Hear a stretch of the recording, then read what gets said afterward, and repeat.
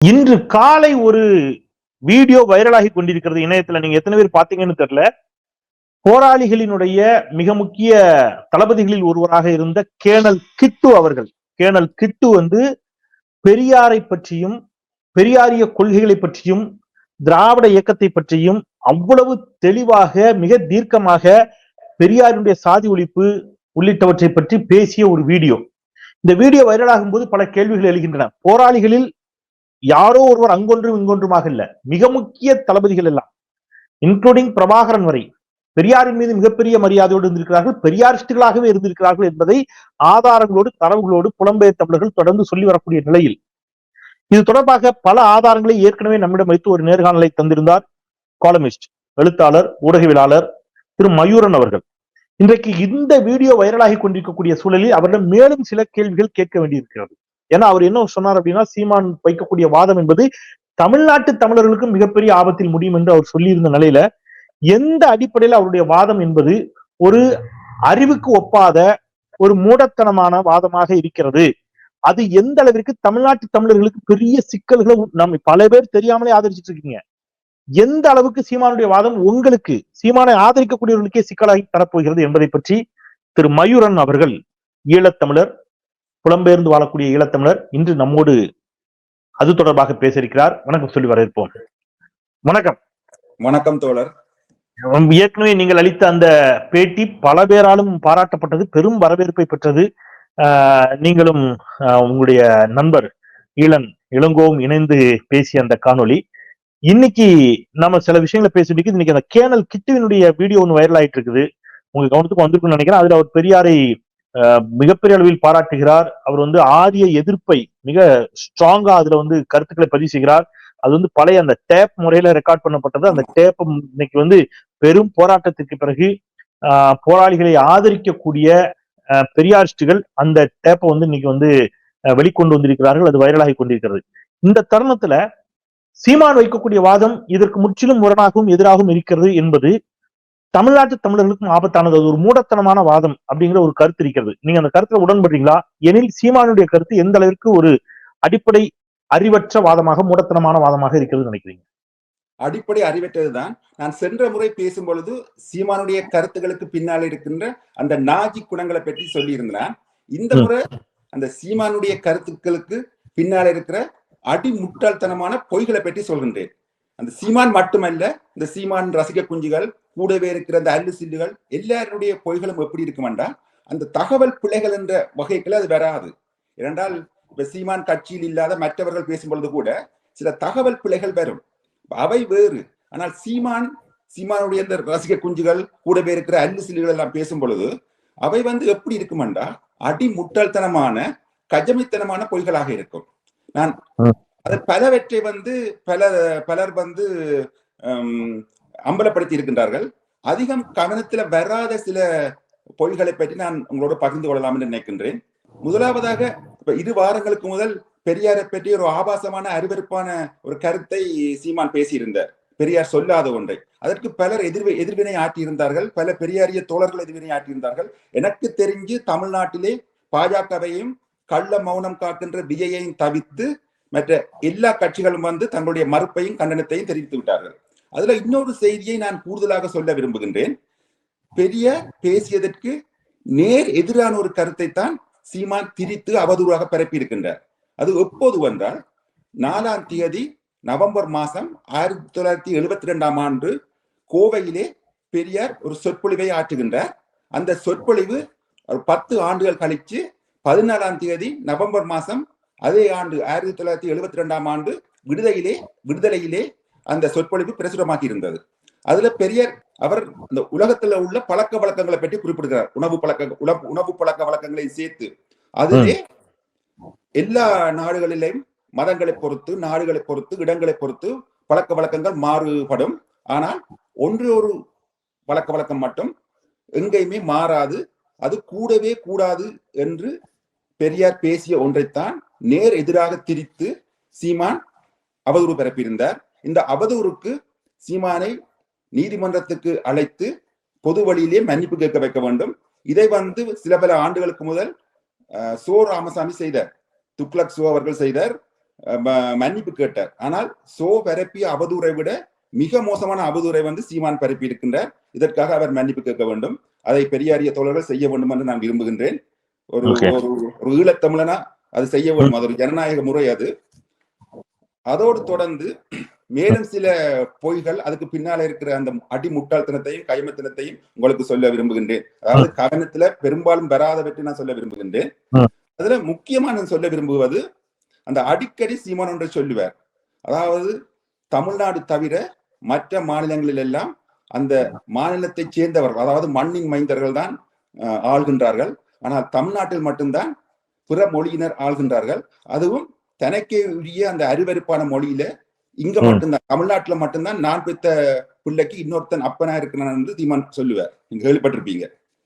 ஆனால் உண்மை அப்படி அல்ல. உலகெங்கிலும் இதற்கான உதாரணங்கள் இருக்கின்றது.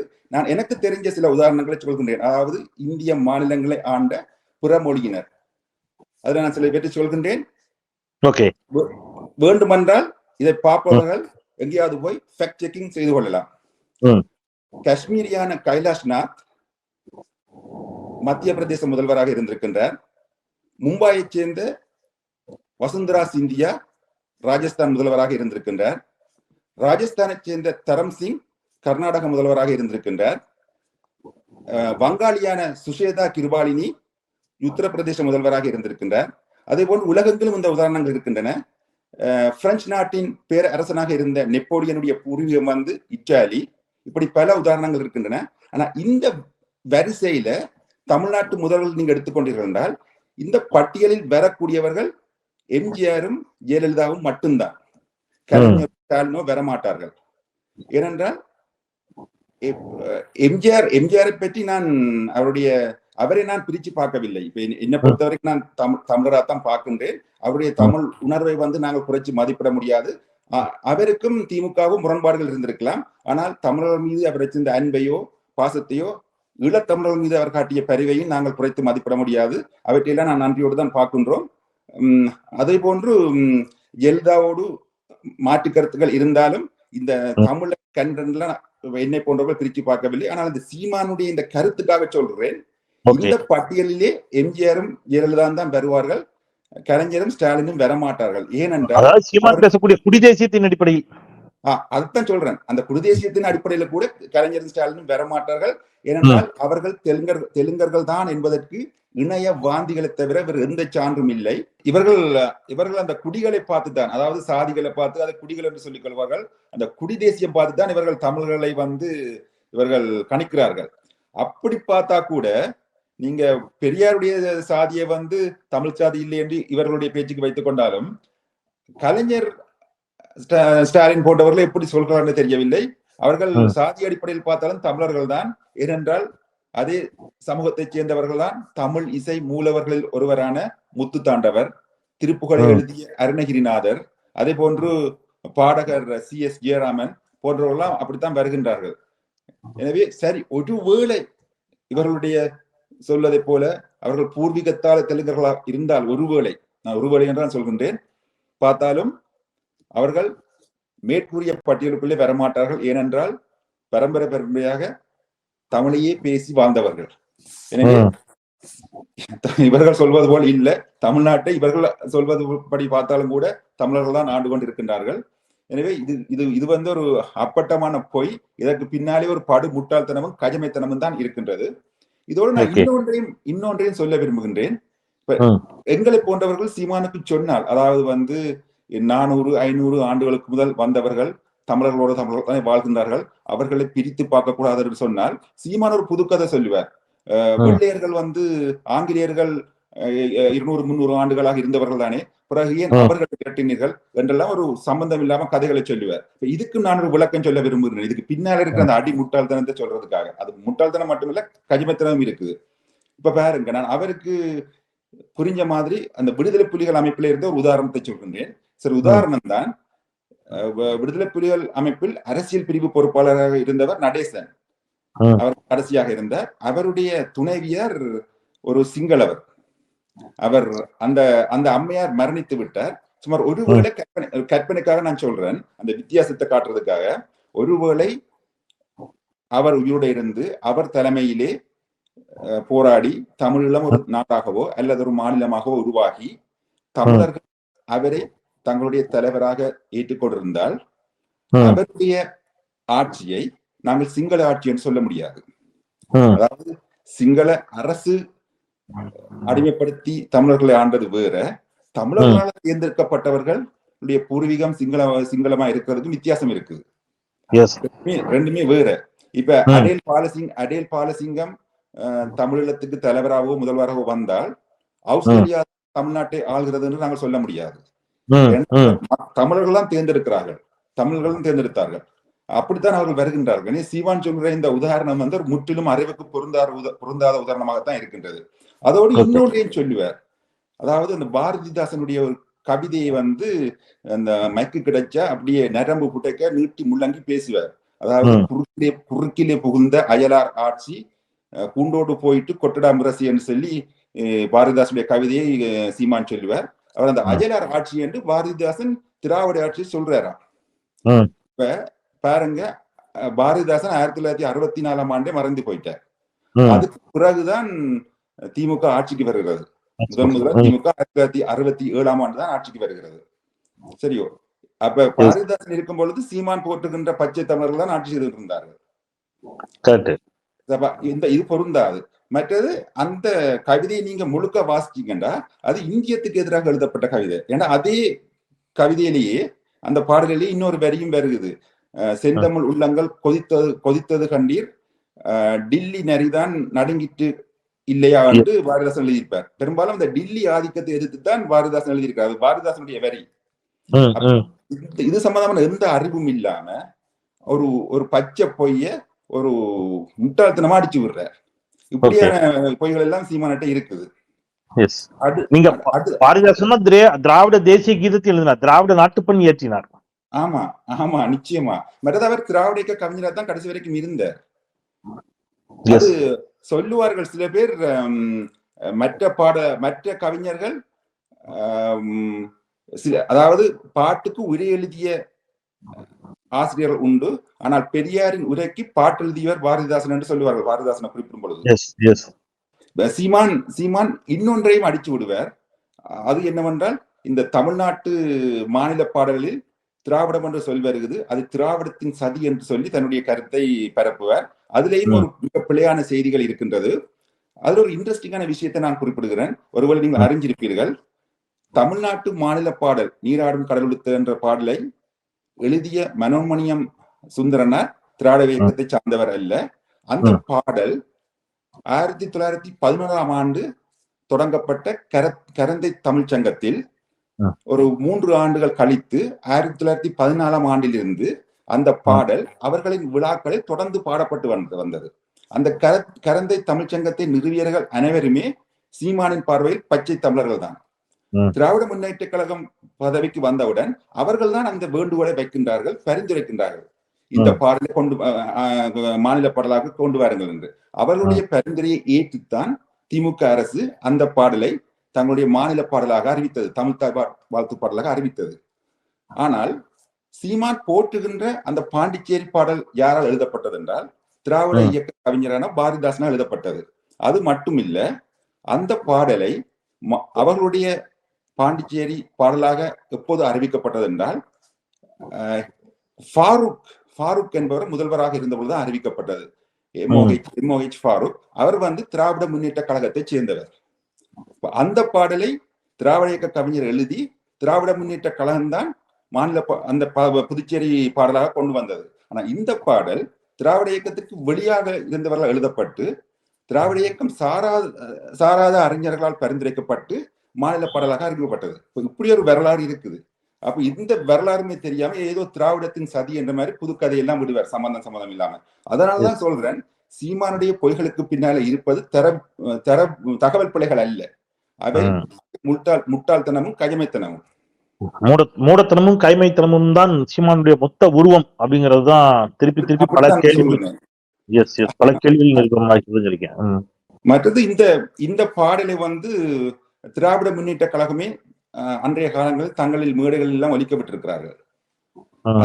அதே போன்று இந்த பாடலோட தொடர்ந்து அல்லாட்டி இந்த பாடலுக்கு முதலோ அந்த கொலை வாழினி எடுடான்னு சொல்லி ஒரு பாட்டு வரும், பாரதிதாசன் பாட்டு.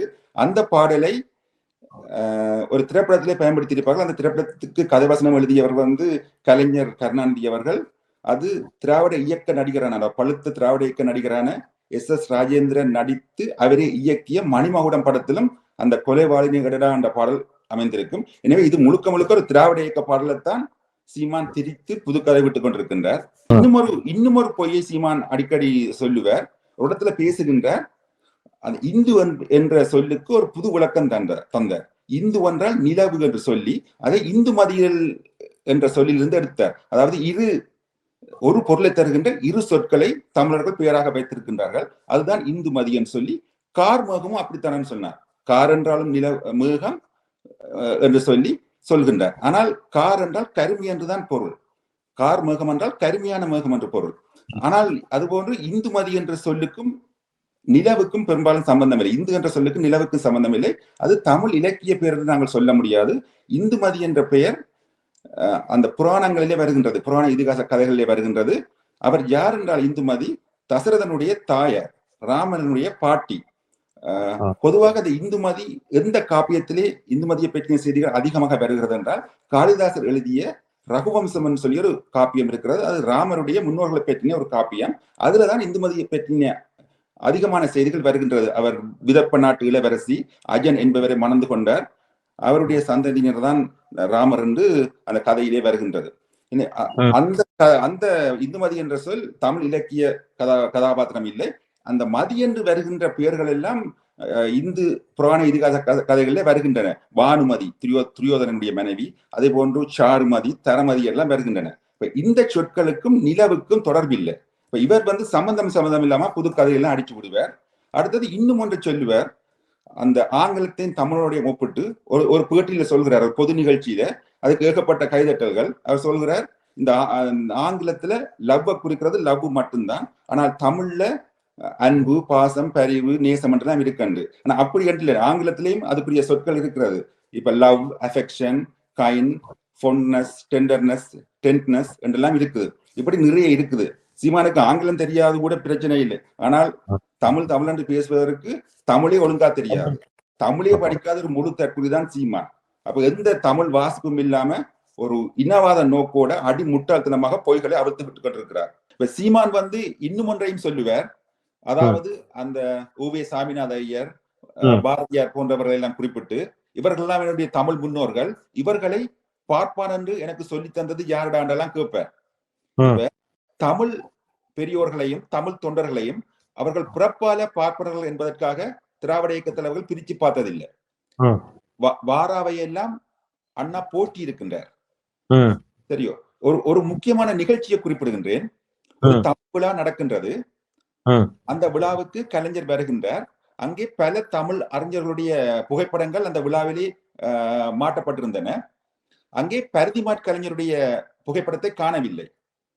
உடனே கலைஞர் சொல்கிறார், பரிதிமாற் கலைஞர் இல்லாமல் ஒரு தமிழ் விழாவா, உடனே அவருடைய புகைப்படத்தை இங்கே மாட்டுங்கள் என்று சொல்லி அந்த இடத்திலே அவர் உத்தரவு போட்டு பரிதிமாற் கலைஞருடைய புகைப்படம் அங்கே மாட்டப்படுகின்றது. இப்படித்தான் அவர்கள் பார்த்திருக்கின்றார்கள். அதாவது சமூக சீர்திருத்தவாதிகளையோ அல்லாட்டி தமிழ் தொண்டர்களையோ பிறப்பாலே பார்ப்பனர்கள் என்பதற்காக யாருமே இங்கே புறக்கணிக்கவில்லை. ஆனால் சீமானை பாருங்கள். சீமான் மாப்போசியை பற்றி பேசுவார், ஆளுநரை பற்றி பேசுவார். ஆனால் ஒரே ஒரு தலைவரை பற்றி சீமான் மருந்துக்கும் பேசியதில்லை. அவர் யார் என்றால் சம்பர். அறிந்திருப்பீர்கள், அவர் தமிழ் தேசியத்தை வலியுறுத்திய தலைவர். ஆனால் சீமான் மருந்துக்கும் பேசுற இல்லை. ஆனால் தமிழ் தேசத்துக்கு தொடர்பில்லாத தலைவர்களை பற்றி எல்லாம் பேசுவார். திராவிட இயக்கத்திலேயே பாரதிதாசனை புகழ்வர், பெரியாரை இகழ்வர். ஆனைமுத்துவை புகழ்வர், பெரியாரை இகழ்வர். அப்ப சீமானுடைய இந்த ஐடியாலஜி தமிழ் தேசியம் இல்லை. இன்னும் ஒன்றை நீங்கள் அவதானித்திருப்பீர்கள். அறிஞர் அண்ணாவை பற்றி இவர்கள் போற்றவும் மாட்டார்கள், தூற்றவும் மாட்டார்கள். திட்டமிட்டு மறைப்பார்கள். இப்ப அதுக்கு என்ன காரணம் என்று நான் சொல்றேன். நான் ஒரு தடவை நான் தமிழர் தம்பியோட பேசிக்கிட்டு இருந்தேன். சரி, அவர் சொன்னார், நீங்களே அண்ணாவை மறைக்கிறீங்க, அண்ணாவை பற்றி என்ன உங்களோட கருத்து நிலைப்பாடு என்னன்னு கேட்கும் பொழுது அவர் சொன்னதை சொல்றேன். அண்ணா பெரியாரை மாதிரி தமிழை தூற்றியவர் கிடையாது, நல்ல தமிழ் உணர்வாளர் தான் என்று சொன்னார். அப்ப ஏன் அண்ணாவை மறைக்கிறீங்கன்றதுக்கு அவர்கள் சொன்ன காரணம் விசித்திரமா இருந்தது. அண்ணா பாதி தமிழர் என்றார். பாத்தீங்களா எப்படி இருக்காங்க? அதாவது பெரியார் முழுக்க முழுக்க தமிழர் அல்லாதவர். அதே திராவிட இயக்கத்தை சேர்ந்த பாரதிதாசன் முழு தமிழர். அண்ணா பாதி தமிழர். எங்க இருந்தெல்லாம் இதெல்லாம் எடுக்கிறார்கள் தெரியல. இப்படித்தான் இவருடைய மென்டாலிட்டி இருக்கு. அதுதான் சொல்றேன், இதுக்கு பின்னால ஒரு பொய்கள் இருக்குது, கஜமைத்தனம் இருக்குது, ஒரு இன தூய்மைவாதம் இருக்குது. எனவே இது தமிழ் தேசியமே அல்ல என்பதுதான் என்னுடைய ஆணித்தரமான கருத்து. சோ அவருக்கு இலக்கியமும் தெரியவில்லை, மொழி சார்ந்த அறிவும் இல்ல, இனம் சார்ந்த ஒரு புரிதலும் இல்லை, எல்லாமே ஒரு மூடத்தனமான வாதங்களை மட்டுமே வைத்து வருகிறார் அப்படிங்கிறத நீங்க எக்ஸ்போஸ் பண்ணிருக்கீங்க. குறிப்பாக பல மாநிலங்களில், உலகின் பல நாடுகளில் பல்வேறு பகுதிகளைச் சேர்ந்தவர்கள் ஆட்சி செய்திருக்கிறார்கள். இவர் பேசக்கூடிய இந்த சுத்தமான இனவாதம், தூய்மைவாதம் அப்படிங்கிற மாதிரியாக கட்டமைக்கக்கூடிய வாதத்தால் தமிழ்நாட்டுக்கு பேராபத்து என்பதையும் நீங்கள் விளக்கியிருக்கிறீர்கள். உங்கள் வருகைக்கும் கருத்து பெயருக்கும் தமிழ்களின் சார்பாக நெஞ்ச நிறைந்த நன்றி. நீங்கள் மீண்டும் ஒருவன் எங்களோடு இணைய வேண்டும். அன்று இன்னும் சில தகவல்களை நான் உங்கள்கிட்ட கேட்டறிய விரும்புகிறேன். புதிய தகவல்களோடு நாம் விரைவில் மீண்டும் இணைவோம். திரு மயூரன், உங்கள் வருகைக்கும் கருத்து பெயருக்கும் தமிழ்கல்வி சொந்தங்களின் சார்பாக நெஞ்சம் நிறைந்த நன்றி. வாய்ப்புக்கு நன்றி. நன்றி, வணக்கம். சொந்தங்களே, திரு மயூரன் அவர்களுடைய அந்த கருத்துக்களை நீங்களும் கேட்டிருப்பீர்கள். இந்த கருத்துக்களை எல்லா இடங்களுக்கும் எடுத்துச் செல்லுங்கள். அவர் இந்த கருத்துக்களை சொல்வதற்கு பல புத்தகங்களை வாசித்துத்தான் இந்த கருத்துக்களை எல்லாம் உங்களிடமிருந்து கொண்டு வந்து தருகிறார், தேதியோடு, நாளோடு, ஆண்டோடு. சோ இந்த கருத்துக்களை நீங்கள் எல்லா இடங்களிலும் கொண்டு போய் சேருங்கள் என்று அன்போடு கேட்டு தமிழ்கல்வியை சப்ஸ்கிரைப் செய்து பாருங்கள். குரலற்றவர்களின் குரலாய் நான் செந்தில். நன்றி.